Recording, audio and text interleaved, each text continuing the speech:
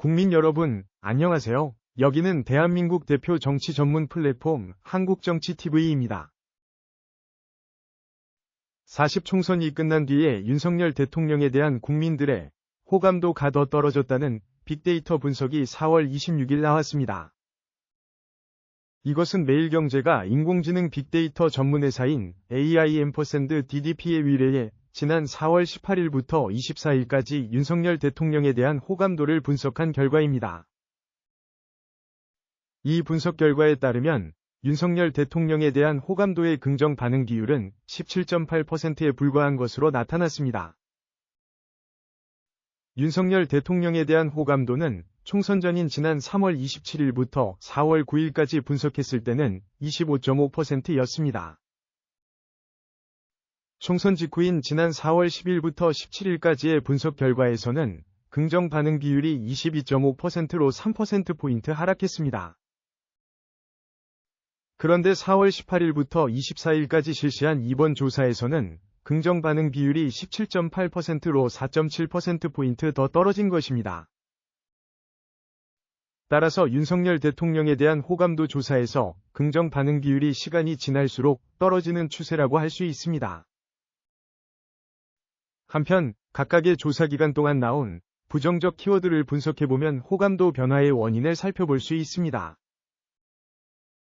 주목할 부분은 한동훈 전 국민의힘 비상대책위원장의 이름이 최근 모든 조사 기간에 걸쳐서 부정적인 연관어로 꾸준히 등장했다는 것입니다. 총선 전에는 한동훈 수사, 김건희 위료, 이종섭 전공의 담화, 대파 등의 단어가 부정적 키워드로 나타났습니다. 총선 직후에는 한동훈 선거 참패, 김건희 책임 보수 심판 등 총선에서 드러난 민심이 부정적 키워드로 나타났습니다.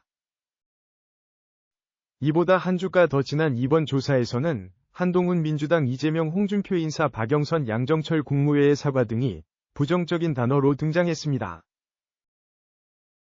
이것은 윤석열 대통령과 한동훈 전 위원장의 관계에 이상이 감지된 것이 윤석열 대통령에게 부정적인 영향을 미치고 있다는 뜻입니다. 오히려 가장 최근에 실시한 분석에서는 김건희 여사 위 이름이 등장하지 않았습니다. 이런 점들을 감안하면 한동훈 전 비대위원장의 관계가 개선되지 않는 한 윤석열 대통령에 대한 국민들의 호감도나 긍정적인 이미지가 개선되기는 매우 어려울 것으로 예상됩니다. 한편 이런 AI&DDP의 빅데이터 분석은 자체 소셜 모니터링 엔진을 활용해서 얻은 것입니다. 요약, 감성 분석, 구문 분석 알고리즘 등을 통해서 기사, 커뮤니티 게시글, 사회관계망 서비스, 댓글 등을 입체적으로 분석했습니다. 한국정치TV는 국내 최초로 탄생한 중립적, 객관적, 과학적, 불편부당한 독립정치 미디어입니다. 여러분의 구독과 알림, 자발적인 후원은 채널의 제작과 운영에 큰 힘이 됩니다.